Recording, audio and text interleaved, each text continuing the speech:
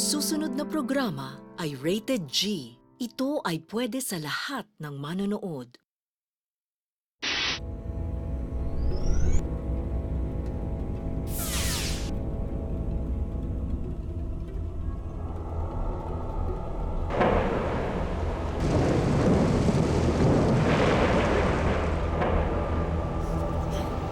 Kapitan Boots Sparrow! Napakalakas ng hangin! Ano ang ating gagawin? Sabihin mo sa mga tauhan na ayusin ang layag para hindi tayo tangayin ng hangin. Opo, Kapitan! Mga kasama, makinig kayo! Mga kasama! Kapitan! Karamihan sa ating mga kasamahan ay may sipon, lagnat, matamlay, at may scurvy. Ano na ang ating gagawin? Anong gagawin natin? Kailangan na nating gamitin ang sikreto ni Baby Jones. Ito ang dahilan kung paano sila tuloy-tuloy nakakapaglayag sa karagatan na hindi nagkakasakit. Baby Jones? Diba, yun ang kalaban nating pirata? Opo, Kapitan! Boots Sparrow! Ah? Gamitin na natin! Lumalakas ang hangin! Ikaw, dito ka!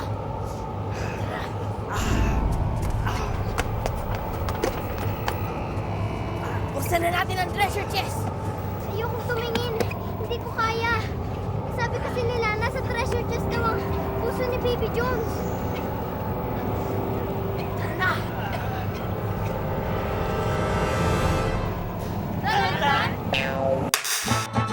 Why not ang palaya? Why not munggo at kalabasa? Why not gatas at keso? Why not, why not? Why not ang palaya? Why not munggo at kalabasa? Why not gatas at keso? Why not, why not? Why not, why not? Why not, why not? Why not, why not? Why not? Why not?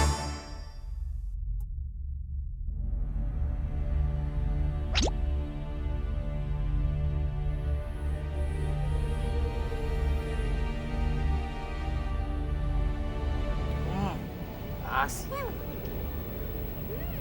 Ang tamis! Tamis at asim. Kapitan, ano po bang tawag dito sa prutas na kinakain natin? Ang tawag dyan ay isang dalandan. Ayon dito, ang dalandan ay isang uri ng orange.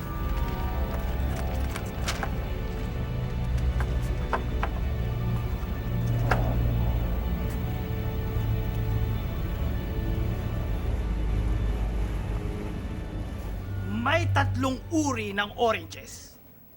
Ang Navel, Blood, at ang Valencia oranges. Ang dalandan ay kabilang sa Valencia oranges. Ha! Ang bunga ng tinatawag na navel oranges ay tinutubuan pa ng pangalawang maliit na bunga sa ibabaw nito. Nakaumbok ng kaunti kaya nga tinawag na navel, na ang ibig sabihin sa wikang Pilipino ay pusod. Makapal ang balat ng navel oranges.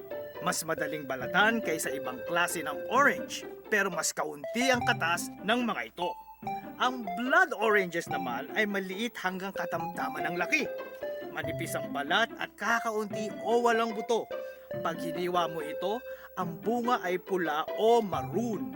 Tinatawag din itong Moro oranges at ang sabi ng iba, ito raw ang may pinakamasarap na katas sa lahat ng oranges. Ang Valencia oranges naman ay maliit o katamtaman din ang laki. Kakaunti ang buto at manipis ang balat. Haha!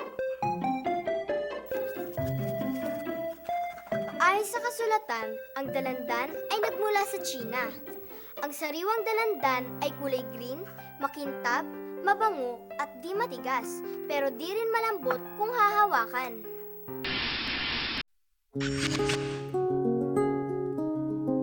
Dahil ito ay nagbibigay ng sustansyang vitamina C.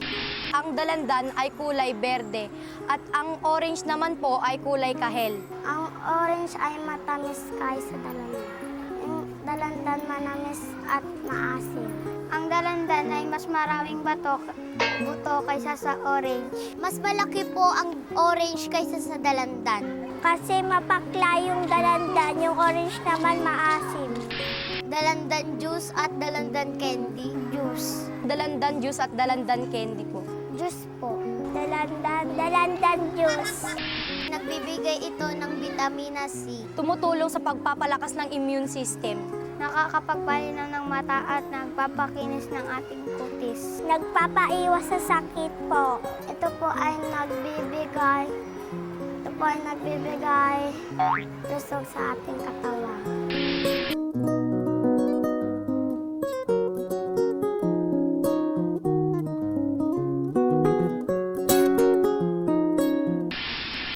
Kapitan, epektibo po ang pagkain ng dalandan. Mas malakas na ang katawan ng ating mga kasama laban sa sakit. Kaya mas masigla na sila. Mabuti naman kung gayon. Katulad ng isa nating kasama na dating may scurvy. Har. Ano po ba yung scurvy? Ang scurvy ay galing sa salitang Latin na scorbutus. Ow. Ito ay isang sakit kung saan kulang ang diet sa vitamin C. Sa umpisa ay di mapakali. Hindi agad gumagaling ang mga sugat at tumudugo ang mga kilagid. Habang tumatagal ay kumakalat ang mga sugat.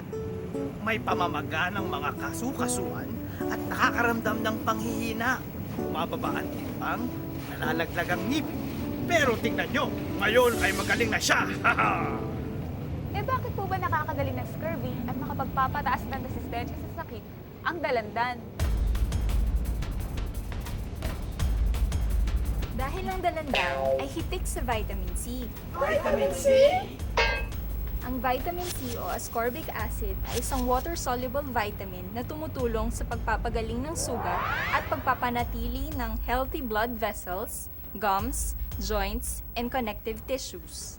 Ang vitamin C ay kailangan din para mabuo ang collagen, isang uri ng protina na nagpapalakas sa ating mga buto at muscles. Kailangan din ito sa paggawa ng ating katawan ng hormones, gaya ng epinephrine o stress hormone, kaya't nagpapalakas ng resistensya natin laban sa sakit at binabawasan ang tindi ng ubo at sipon. Ang vitamin C ay nagbibigay din ng proteksyon laban sa pollutants sa hangin. At tumutulong din ang vitamin C sa ating katawan upang magamit ang iron na kailangan upang maging malusog ang ating dugo. Ang sakit na scurvy ay naiulat na ni Hippocrates magmula pa noong 460 BC. Noong ika-15 hanggang ika-17 siglo, maraming mga manlalakbay sa dagat ang nangamatay dahil dito. Hanggang noong 1593, nang matuklasan ng isang British admiral na ang scurvy ay nagagamot ng lemon juice. Noong 1753, isang eksperimentong ginawa ng isang Scottish naval surgeon ang nagpatunay na ang citrus fruits ay nabibigay ng proteksyon at nakagagamot sa sakit na ito. Dahil sa mga eksperimento ng isang Hungarian biochemist na nagngangalang Zent Goryi at isang Amerikanong researcher na nagngangalang Charles Glenking, napatunayan ang koneksyon sa pagitan ng isang chemical at scurvy. Ang chemical ay tinawag na ascorbic acid o vitamin C na matatagpuan din sa mga citrus fruits. Bukod sa benepisyo sa kalusugan na dulot ng vitamin C, ang iba pang parte ng dalandan ay mayroon ding maidudulot na kabutihan sa ating katawan. Ang dalandan ay mayroon ding asparagine, isang uri ng antioxidant na maaari ding makatulong panlaban sa virus, pamamaga, at nakakapagpababa ng kolesterol. Dahil ngayon, napuno na ng vitamin C ng dalandan ang ating katawan, makakapaglakbay na tayo ng malayo sa karagatan! Arr!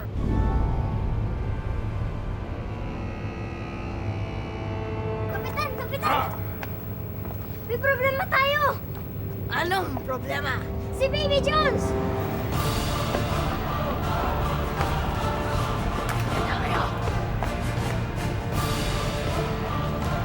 Forty Sparrow! Ginamit mo ang aking sikreto! Eh di ba? Ayaw mo na sa dalandan? Yung mo nga hindi dito eh! Sawa na kami sa kakain nito! Kaya bang citrus fruits na ang aming kinakain? Tulad ng kalamansi, suha, bongkan, dayap, orange, kiat-kiat, at iba pa. Mayayaman din ang mga ito sa vitamin C. Bakit hindi nyo kaya subukan ito? Ibang klase ng paghahanda ng dalandan. Dalandan juice? Suabe!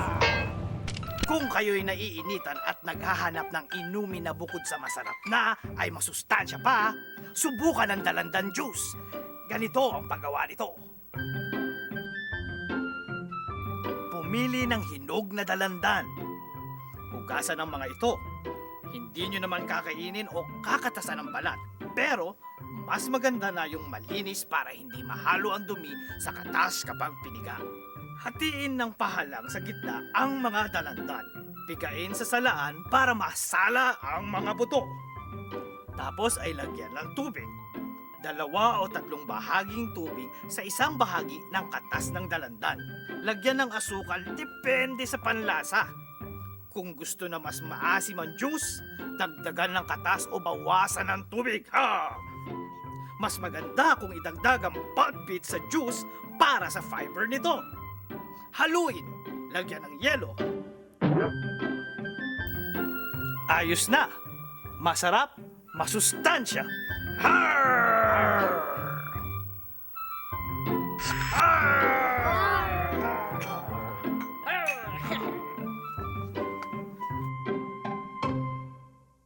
Pinahangaw mo ko, Bot Sparrow. Mahusay ang nagawa mo sa dalandan. Okay pala tong dalandan juice. Alam mo, Baby Jones, hindi lang dalandan juice ang naggagawa sa dalandan. Di lang dalandan juice? Ang hipon ay pwedeng igisa sa katas ng dalandan at oyster sauce. At pwedeng ihalo to sa tinunaw na mantikilya at gawing sauce ng salmon. At pwede rin itong gawing dalandan salad.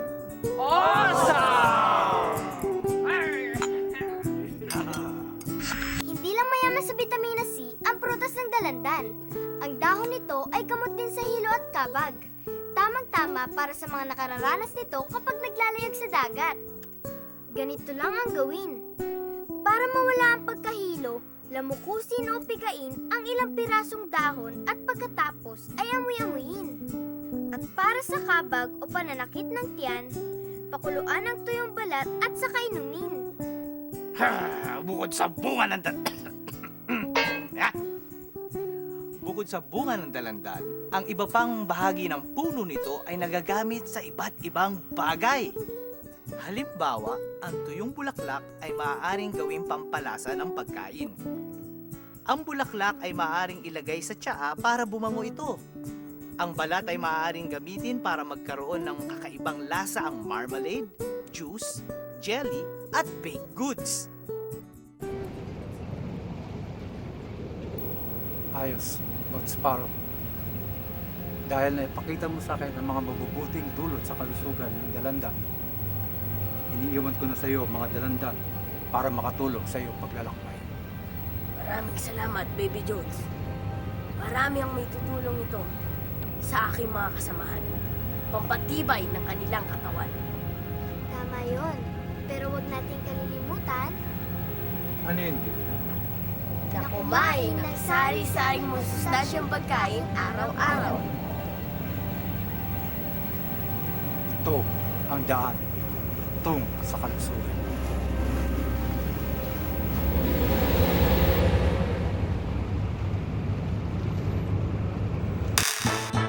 Why not ang palaya? Why not munggo at kalabasa? Why not gatas at keso? Why not, why not? Why not?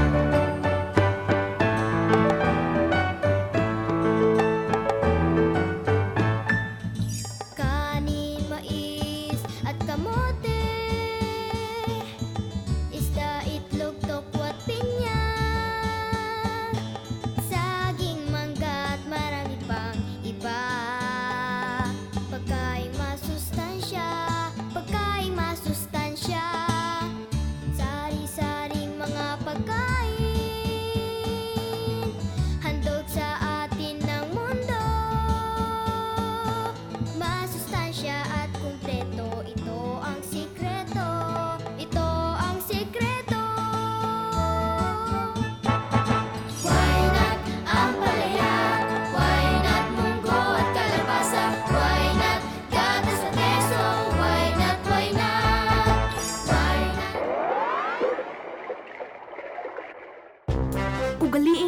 healthy lifestyle araw-araw. Mag-exercise, umiwas sa mga bisyo tulad ng alak at sigarilyo, at kumain ng masusustansya para makaiwas sa mga sakit tulad ng cancer, diabetes at iba pa. Wastong nutrisyon, alamin, gawin at palaganapin.